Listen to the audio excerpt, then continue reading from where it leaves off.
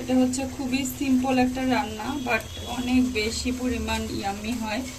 এটা আমার বাসায় সবাই অনেক বেশি লাইক করে। সো চিনিটা আপনি কেমন খেতে চাচ্ছেন এটা পরিমাণ মতো আপনার চয়েস অনুযায়ী আপনি দিতে পারেন। এটা কিন্তু একদম ফ্রাই করে ফেলতে হবে, এবং যখন লাল লাল হয়ে যাবে সেমাইটা তখন উঠিয়ে জাস্ট খেয়ে ফেলতে হবে, আর এটার কোনো কাজ নেই।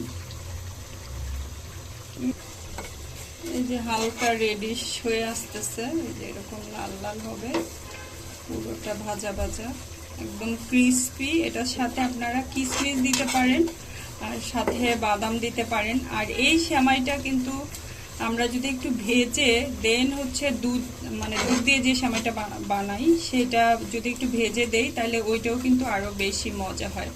সো আমি দুই রকমের সেমাই আপনাদেরকে দেখাচ্ছি একদম শর্ট টাইমের মধ্যে। ধরেন আপনার বাসায় কিছু নাই, জাস্ট চিনি আছে আর একটু সেমাই আছে, আপনি এরকম মজাদার একটা সেমাই রান্না করে ফেলতে পারবেন। সো ক্রিস্পিটা আমি আপনাদের কিভাবে বুঝাবো, এই হচ্ছে এটার ক্রিস্পি ভাবটা। এই যে রেডিশ হয়ে একদম লাল লাল সুন্দর একটা কালার আসবে। এটা একটু নেড়ে না দিলে পুড়ে যাওয়ার চান্সেস থাকে, তাই একটু নেড়ে নেড়ে দিচ্ছি। সবগুলো সেমাই যখন একদম রেডিশ কালার হয়ে যাবে তখন কিন্তু আমাদের সেমাইটা রান্নার শেষ হয়ে যাবে।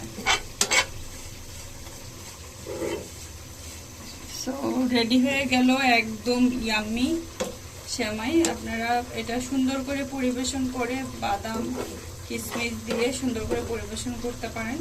এটা খুবই মজা, হ্যাঁ খুবই মজার এটা। সো আল্লাহ হাফেজ।